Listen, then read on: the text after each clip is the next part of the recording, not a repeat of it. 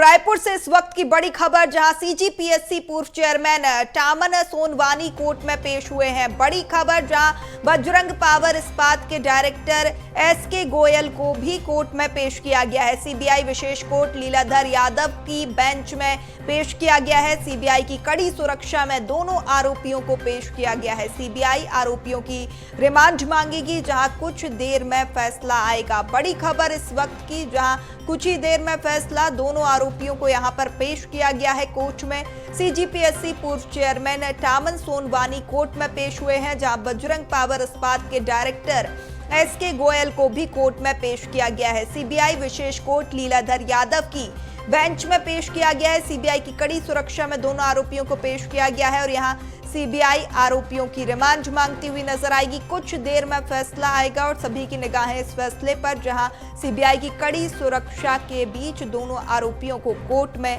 पेश किया गया है।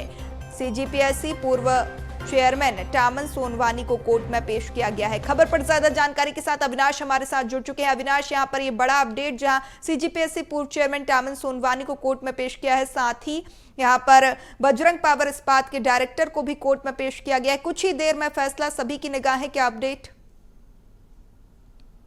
देखिए, छत्तीसगढ़ का ये सबसे बड़ा मामला है सीजीपीएससी घोटाला मामला, जिसमें सैकड़ों हजारों अभ्यर्थी जो थे उनके साथ एक बड़ा धोखा हुआ था और अभ्यर्थियों ने आरोप लगाया था कि सीजीपीएससी भर्ती में गड़बड़ी हुई है। जो अयोग्य लोग हैं उनसे रकम लेकर जो है उनकी भर्ती की गई है और इसी मामले में कोर्ट में एक पीआईएल फाइल किया गया था। पूर्व गृह मंत्री ननकीराम कंवर ने इस मामले में शिकायत दर्ज की थी और उसके बाद से फिर अब जो पीएससी के पूर्व चेयरमैन हैं उनके खिलाफ और एक और व्यक्ति हैं जो कि एसके गोयल जिनका नाम है, उनके खिलाफ जो है मामला दर्ज हुआ था। काफी लंबे समय से सीबीआई इनकी तलाश कर रही थी। कुछ महीने पहले करीब छत्तीसगढ़ के 15 अलग अलग ठिकानों पर छापेमारी की कार्रवाई की गई थी, जिसके बाद कल टामन सिंह सोनवानी जो कि पीएससी के पूर्व चेयरमैन है और एसके गोयल जो कि बजरंग इस्पात के डायरेक्टर है, उन दोनों को सीबीआई ने गिरफ्तार किया है। गिरफ्तार करने के बाद आज रायपुर में सीबीआई कोर्ट में दोनों को पेश किया गया है। पेश करने के बाद अब इस पूरे मामले पर पूछताछ होगी। कोर्ट में जो उनके बयानबाजी हैं,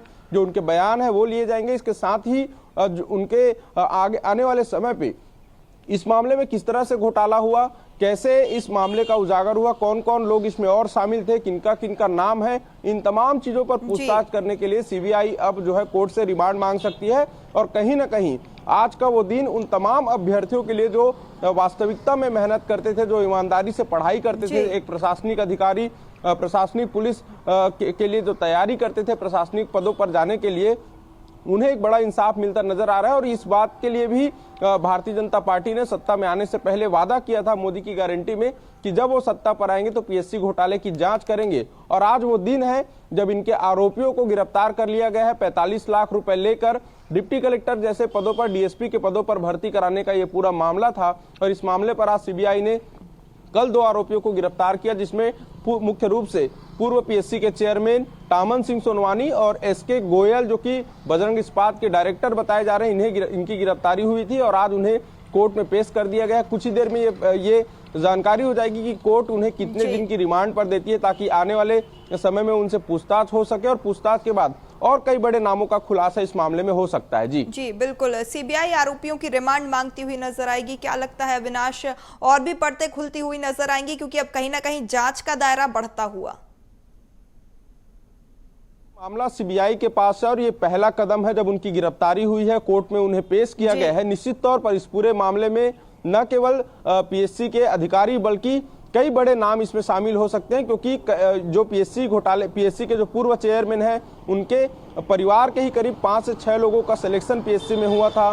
कुछ बड़े नेता हैं, कांग्रेस के भी नेता होने की बात सामने आ रही, उनके भी जो परिवार के लोग तो परत दर परत यहाँ पर खुलती हुई और जांच का दायरा बढ़ता हुआ इस पूरे मामले में सीएम विष्णुदेव साय का भी बयान सामने आया। आइए आपको सुनवाते हैं क्या कुछ उन्होंने कहा।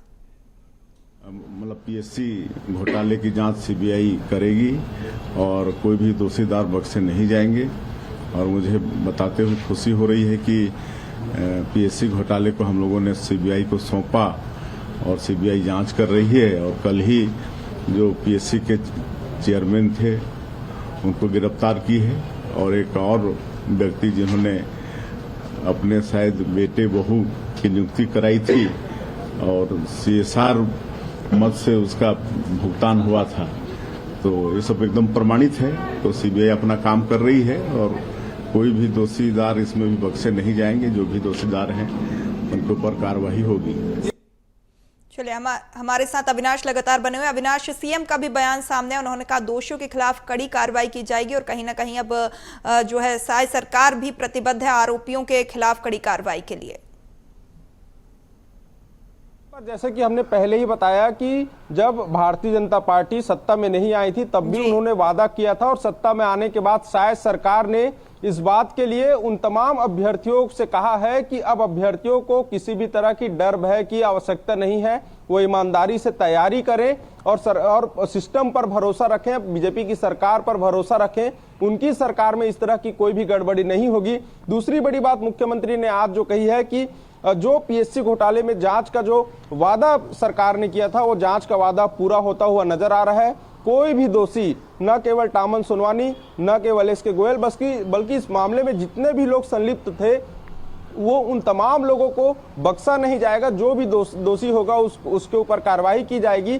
साथ में उन्होंने यह भी कहा है, क्योंकि कांग्रेस इस पूरे गिरफ्तारी को लेकर तमाम सवाल खड़े कर रही है। कांग्रेस का कहना है कि टारगेट करके इस तरह से गिरफ्तारी किया गया है, तो उसको लेकर भी मुख्यमंत्री विष्णुदेव साय ने कहा है कि जो जिन्हें भी लगता है कि वो इस मामले में संलिप्त नहीं है, जिनको लगता है कि ये टारगेट करके इनके ऊपर कार्रवाई की जा रही है, वो साफ तौर पर कोर्ट का रास्ता उनके लिए खुला है, वो कोर्ट जा सकते हैं। कोर्ट का रास्ता उनके लिए खुला है। तो CM साय ने सीधा कहा है कि PSC घोटाले में पूरी प्रतिबद्धता के साथ जो है जांच होगी और जांच जो है पूरी स्वच्छता से जांच होगी और जो भी दोषी होंगे उन पर कार्रवाई होगी। और निश्चित तौर पर CM साय के यह बयान उन तमाम अभ्यर्थियों के लिए एक ऊर्जा के रूप में काम आएगी, क्योंकि लोग सरकार से उम्मीद लगाए रहते हैं, सरकार से उन्हें उम्मीदें हैं। और सत्ता में आने के बाद शायद सरकार ने जैसे ही इस पूरे मामले को CBI पर दिया, CBI को जांच के लिए दिया, उन तमाम अभ्यर्थियों को भरोसा हुआ कि अब उनके साथ उनको इंसाफ मिलेगा, उनके मेहनत का फल मिलेगा। और आने वाले समय में देखना होगा